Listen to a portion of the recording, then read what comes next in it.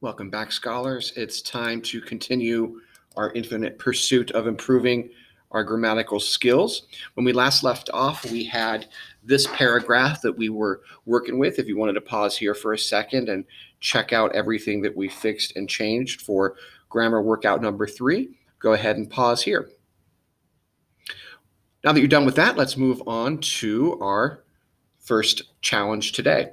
I want you guys to combine the following sentences using a coordinating conjunction. Now, what's a coordinating conjunction? I'm so very happy that you asked. The thing you want to remember is fanboys. And fanboys will give you all of your coordinating conjunctions: for, and, nor, but, or, yet, and so.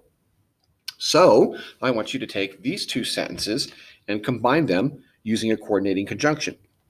Now, you can't just throw any one of these in there. They all mean different things, so choose wisely. Here's your two sentences. The Kogi have finally decided to give their message to the world.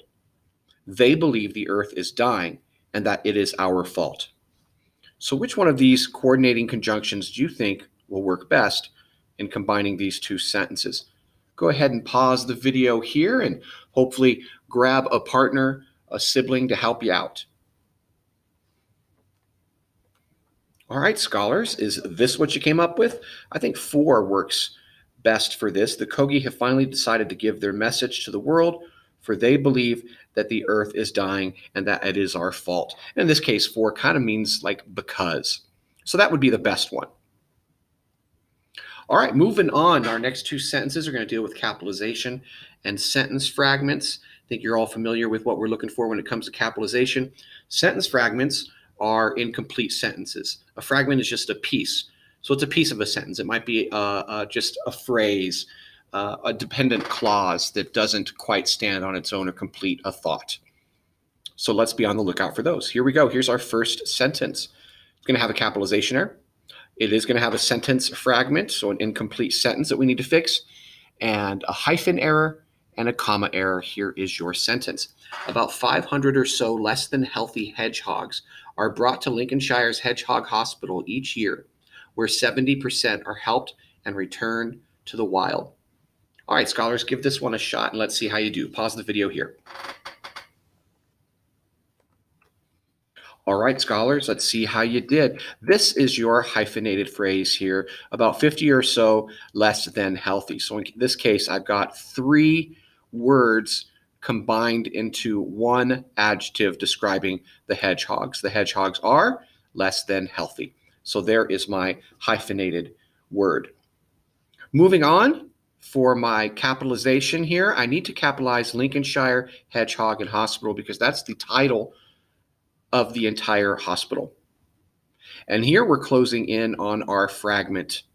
If I just leave where 70% are helped and returned to the wild, that's just a dependent clause. That's an incomplete sentence. It doesn't stand on its own as a sentence.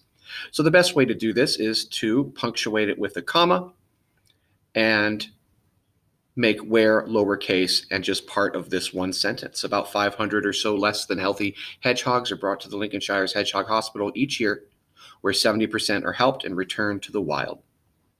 All right, we got that fragment fixed. Let's move on to this one. Capitalization error. Another sentence fragment error. Remember, a sentence fragment is not going to complete a thought. A comma error as it pertains to the fat of a sentence or the appositive. And then finally, a spelling error. Here we go. The first 5 books of the Hebrew Bible, the Torah, contain the laws of Judaism and the early history of the Jewish people. All right, scholars, grab a partner and let's see how you can do with this one. Pause the video here. All right, scholars, welcome back. Let's see how you did. First 5 books of the Hebrew Bible. So Hebrew and Bible both need to be capitalized. And then here comes my appositive, or the fat, because I tell you what the name of the Hebrew Bible is. It's the Torah. So the first 5 books of the Hebrew Bible, the Torah, contain the laws of Judaism and early history of the Jewish people. Remember, too, if I didn't want to use commas here, I could use parentheses, or I could even use the em dash. We've been talking about the em dash lately. All right, and here also is my sentence fragment. Contain the laws of Judaism and the early history of the Jewish people. Not a complete sentence, So I need to fix that. And that's an easy fix with my comma. And then I'm just going to put contain in lowercase. And I also want to spell it correctly, Contain. And then finally, Judaism and Jewish. These are proper nouns. They both need to be capitalized. All right, scholars, there you go. That's what we've got for your grammar workout number 7. I hope some of this stuff is starting to stick and make sense. Thanks for working out with me and practicing your grammar skills. Take care.